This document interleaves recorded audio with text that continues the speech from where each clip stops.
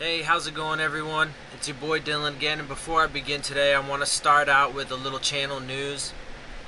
First off, I want to announce that I have changed the name of this podcast, this show, from Real World to Real Talk. So the show now is going to be officially called Real Talk, with obviously me, your host, Dylan, and I wanted to get that out there real quick. Secondly, I'm starting a series on here, which I am calling A Moment in Time, which actually is, it will be me taking articles from current time magazines that I've read and share both the article and my opinions as I read through them. So I'm actually going to, read the articles in their entirety, and then every so often, at certain points I will give, comments and my opinions on certain things. Let's see.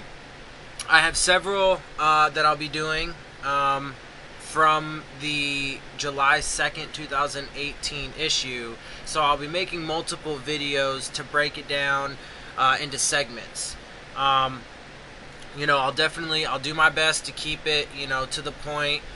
Comment only when necessary, get through the articles, because I want to bring you, first and foremost, things that are going on out there in the world, and then secondly, my viewpoints and my, my takes on things.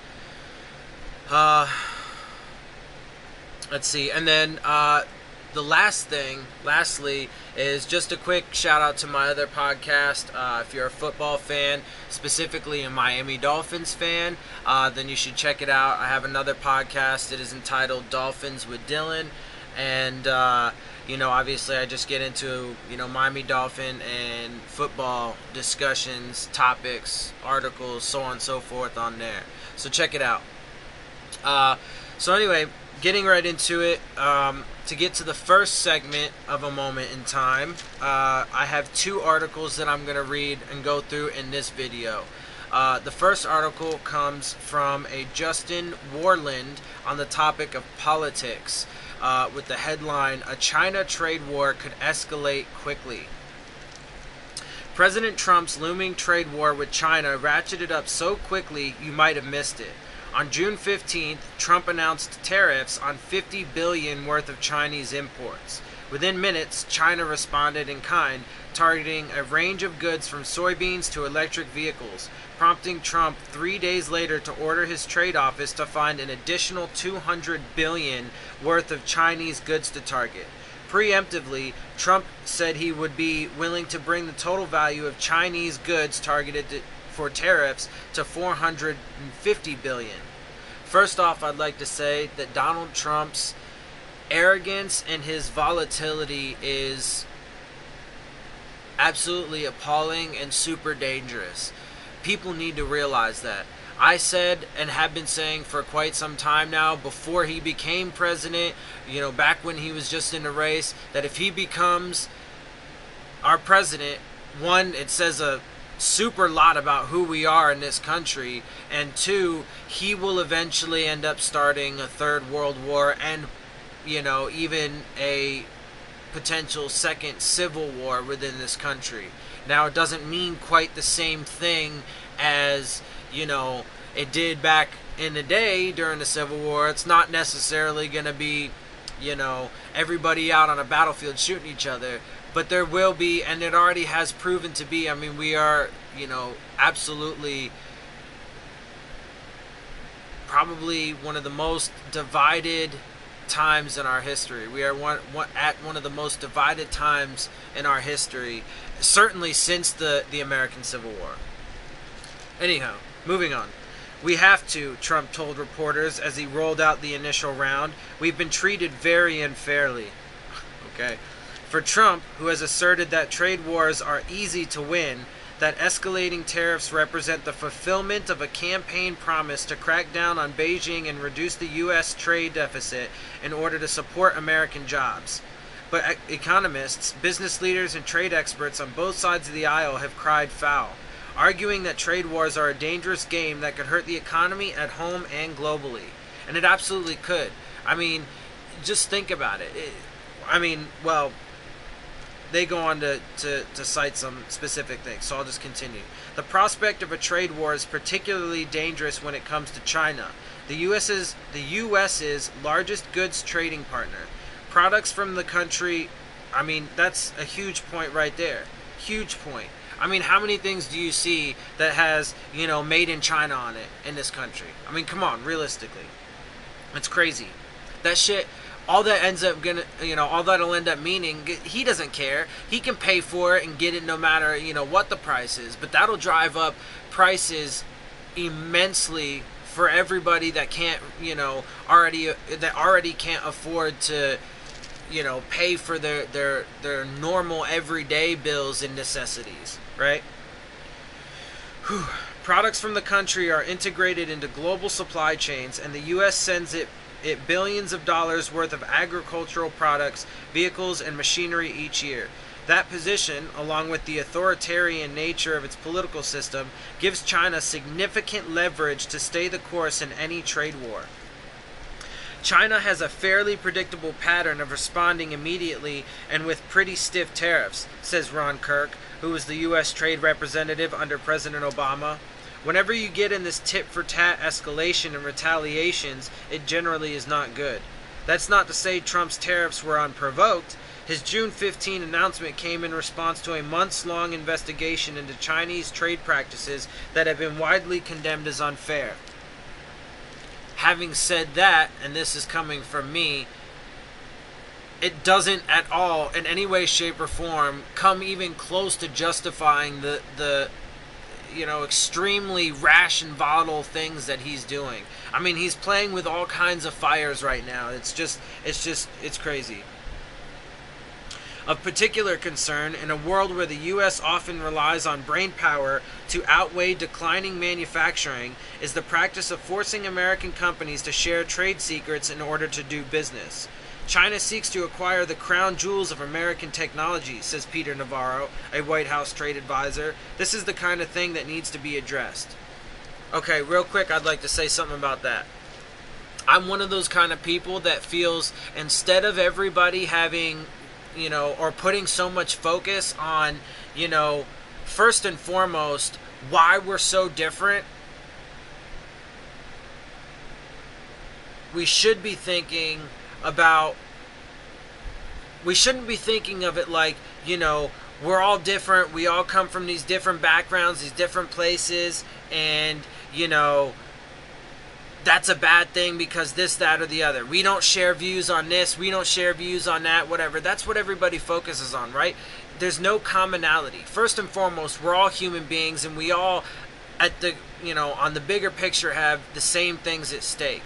But we need to come together and forget about, whatever classification you put yourself under. We're all human beings, and we all have things that we need to combat. And so instead of, fearing and hating the differences between us, we should recognize that it is a beautiful thing, right? The diversity could allow humanity to do great things. And I think it's a load of bullshit that, companies and governments and so on and so forth, keep things like technology and, other practices that make things efficient secrets, right? Like, that needs to be spread and given to everybody. So the world's greatest minds, everybody, right? The more people you have on it, the more, eyes, the more perspectives, the more, viewpoints, so you can see different things, right? The advances that we could have in technology and sciences and medicine and so on and so forth could be far greater if we stopped trying to hoard it all for ourselves, specifically America, but just people in general.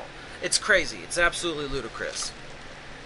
Most economists generally say tariffs are the wrong way to tackle the issue and instead advocate for bringing China to the table with pressure from free trade deals like the Trans-Pacific Partnership, from which Trump withdrew the U.S. last year. This dude is just absolutely causing havoc and chaos with every decision he makes. Mark my words, he's going to start significant conflict. And I mean, it's all, everything that's happened so far is all leading up to it. It all points in this direction. He's going to start significant conflict, war within this country. We are going to have a civil dispute within this country, and then on top of that, there will be a world conflict, and I guarantee our enemies will take full advantage of that. Which, the more condemning and scary part of it is who are our allies? Donald Trump is completely alienating all of our, typical allies, all of the allies we've had for, ever, basically, since we broke away from England and started fucking, becoming a self-sustaining entity, country, and then, gaining allies, right? And then he's making friends, quote-unquote friends, with traditionally our enemies, and, I mean, that's just a whole nother crazy, volatile situation. Moving on. The decisive rollout of this latest set of actions left little opportunity for discussion or compromise, and the fast-moving nature of the back and forth means it will be difficult to halt. Once promising negotiations for a brokered truce with China have all but stopped. Navarro says, our phone lines are open. And trade officials are stretched thin dealing with other fights with Canada, Mexico, and a raft of European countries. Because he put tariffs on all those countries too. Crazy, right? This dude is just out there. There's no words for him. There's no words for him. This man just does atrocious shit. And frankly,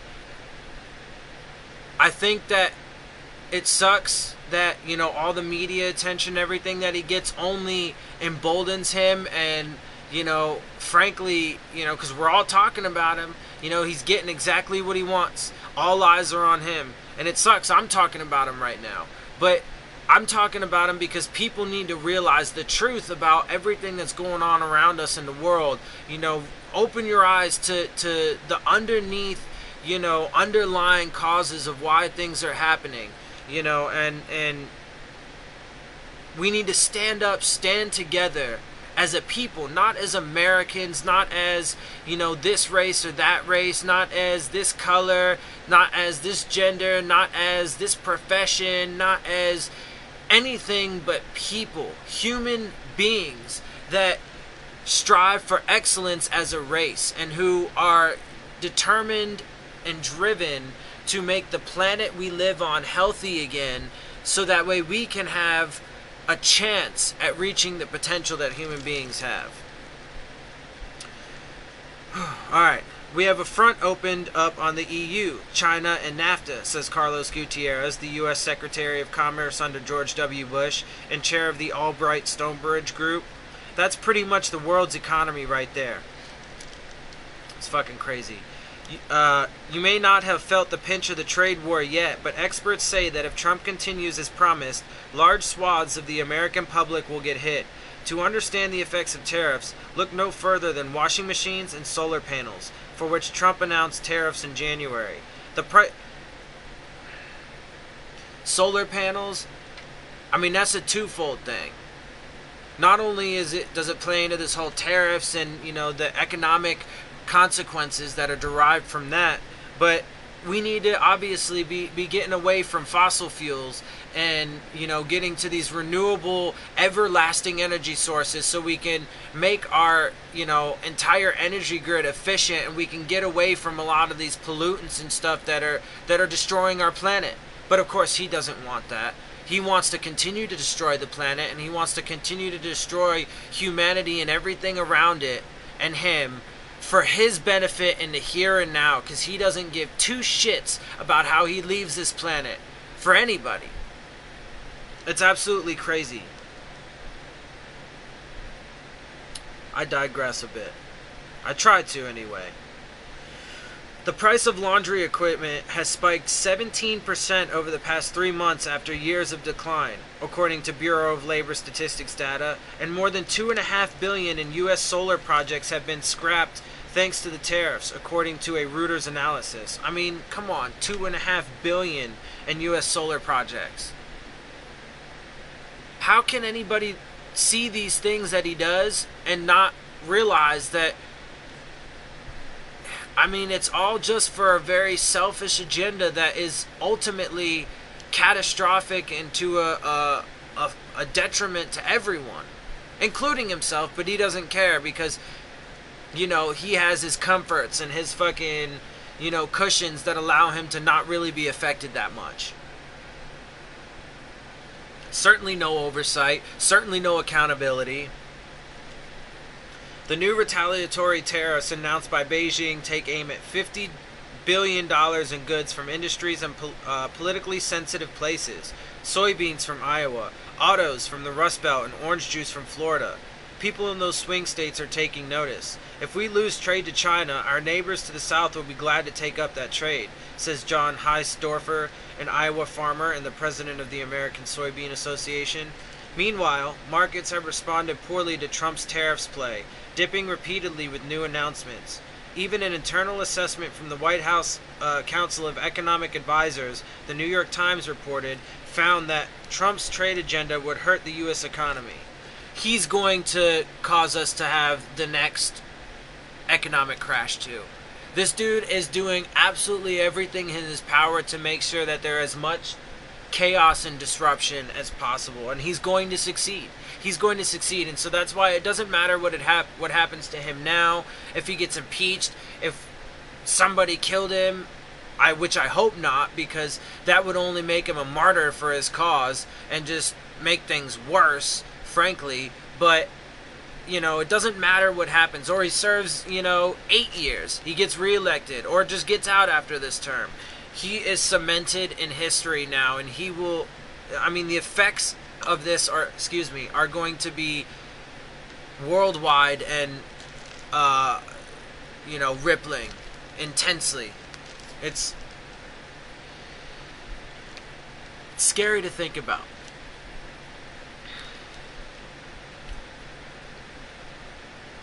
In the meantime, tax cuts and spending have exacerbated the trade deficit, which Trump ostensibly hopes to reduce, although his former advisor Gary Cohn said at a recent Washington Post event that a trade deficit doesn't matter and can even be helpful to our economy.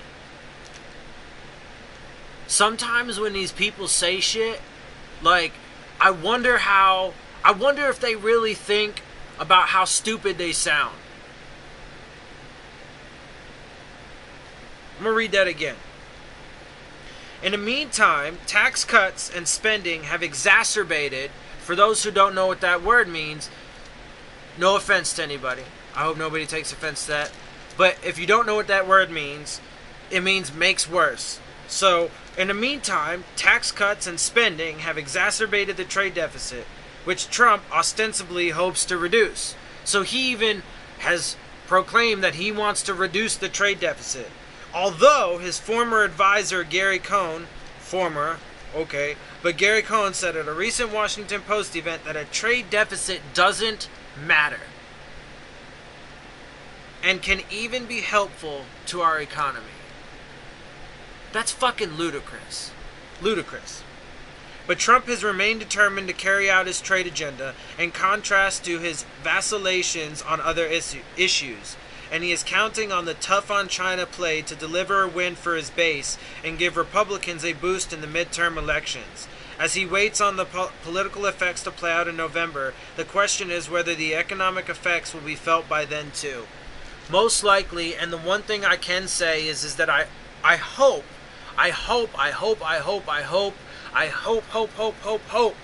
that everything that is going on ultimately spurs an awakening within the general populace in this country and spurs a revolution. One can hope, one can wish, and all we can do is wait and see. Alrighty, moving on. So that was the first article for this video. I'm going to go ahead and get on to the second one. So that is, let's see. My second article is by Alice Park on the topic of frontiers of medicine. And the headline is, "No more chemo for certain types of breast cancer." Now before I read this, I'm gonna say right off the bat that first off, I want to say that that's great. Obviously, I think chemo is a horribly inefficient remedy for cancer. I think it's absolutely silly. The same way I feel about prescription medications. Why would you take something that's ultimately going to do so much other damage to you and not really even solve your problem or fix the issues? Like, why would you do that to yourself? Obviously, we trust doctors and so on and so forth, but there's a lot of what people would call conspiracy at the top of a lot of these companies that control the government and through lobbyists and spending and money and stuff like that. And big pharma's definitely one of the worst. Anyhow, getting into this, I'll obviously talk a little bit more through it. So getting into it. Oh, I'm sorry. Before I do, I wanted to say though that there are other ways, a lot cleaner, more efficient, more natural ways. And one of the biggest things that you can do for yourself is diet. Proper diet. Now, I'm a vegan. I did a video on veganism, so you can check that out if you want to hear more. This is not about that, so I won't go into it. But, diet, exercise, doing things like a detox. I have a daily detox that I've introduced into my lifestyle that's been helping out a lot and has been great so far, even in the short time I've used it. Hydration, proper sleep, right? Mental health. All of these things are super important, but it's all based off of, just the way nature intended for human beings to, operate properly, right? On a very fundamental cellular kind of level. Alright, so I'm going to get into this. Excuse me. Phyllis Lassetti found her own breast cancer when she felt an abnormal lump in her right breast in 2007. A nurse at Montefiore Medical Center, she had a lumpectomy to remove it, but an MRI afterward revealed remaining cancer cells, so she opted to get a mastectomy. Her cancer doctor recommended that she get chemotherapy to ensure that her cancer wouldn't recur, since Lassetti's family history put her at high risk. Her sister, real quick, I want to say, not to, get into it too much, but with proper diet, and particularly with the vegan lifestyle and vegan diet, where scientists and nutritionists are starting to realize that you can actually both negate and reverse the effects of a lot of genetic disorders. There's a lot of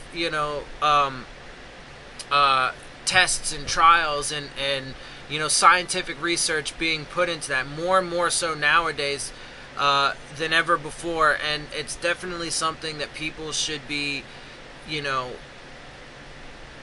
not just interested in, but very concerned with. I mean, having a proper diet is huge. And I think it's crazy. Anybody who would argue against that the things that we put into our diet don't really matter, and it doesn't come down to just some, diet plan. Not every diet plan will work if you follow it, like, some people may think. That's crazy. We're supposed to put certain things into our bodies for them to work as efficiently as possible. Excuse me. Anywho, her sister and father had died of leukemia, and her brother passed away from thyroid cancer. Chemotherapy, he said, was her best option for preventing the cancer from coming back. But Lassetti was reluctant to get the toxic therapy. Very toxic. I saw my sister suffer, I saw my brother suffer, and I didn't know if that's what I wanted to do, she says. When her physician, Dr. Joseph Sperano, a professor of medicine and obstetrics and gynecology at Albert Einstein College of Medicine and associate director of clinical research at Montefiore, mentioned that he happened to be heading up a large study investigating whether women like Lassetti could safely avoid getting chemotherapy, she was intrigued. Sperano was comparing women like Lassetti who had been treated with surgery or radiation and were then given only hormonal therapies, ones that block hormones like estrogen that fuel tumor growth. with women who received both hormone therapies and chemotherapy. Lissetti was eager to help doctors learn more about whether chemo was necessary for people like her, so she joined the study. Nearly 10 years later, Lissetti knows she made the right decision. She was randomly assigned, as she had hoped, to the hormonal therapy only group, so she never received chemotherapy. She and the more than 10,000 other women from across the country who participated in the trial showed that for most women with early-stage breast cancer, chemotherapy does not provide any additional benefit in reducing recurrence or the chances of dying of the disease. I feel relief that, wow, now there is proof out there that there is no difference if you don't do chemo, she says. Which I think is great. I think it's important for women and people. I mean, men can have breast cancer as well, although obviously far, far, far, far less likely. But you need to understand that chemotherapy is exceptionally toxic, and you don't need to do it. Now, I will say that you do have to be careful when you talk about doing hormonal therapies. I mean, think about it from this perspective. Transgenders, okay? I know this may seem a little irrelevant, but stay with me. Transgenders, when they are, making the transition from one sex to the other, one of the primary things that they do is take hormones. Why? Because of the way that it affects your body and the changes that, can be seen when introducing high levels of certain hormones into your body can produce. Now, I would say that obviously, since estrogen does play a part in cancer growth, I would say that you don't wanna be consuming things like or having things that are high estrogen, like you probably don't want to have soy, or BSPs from things like plastic and stuff, right? You want to stay away from stuff like that. But the hormones are natural, and they should obviously be in the body, right? And they should play their part. But you gotta be careful with how you do it, and frankly, I'm a big proponent on, the things that you eat make a huge, huge, huge difference when it comes to all these different, types of diseases and cancers and so on and so forth. Moving on.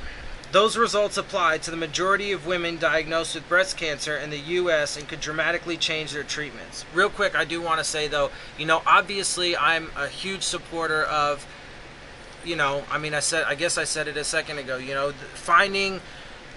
I don't want to find treatments, for cancers, and diseases. I don't want to just perpetually treat disease. I want to cure it. I want to prevent it. I want those things to be a reality in the world, and they are. They can be. There are ways. Nature has the answer for everything, and through academics, through knowledge and wisdom, and through science, right, through mathematics, through stuff like that, we can prove what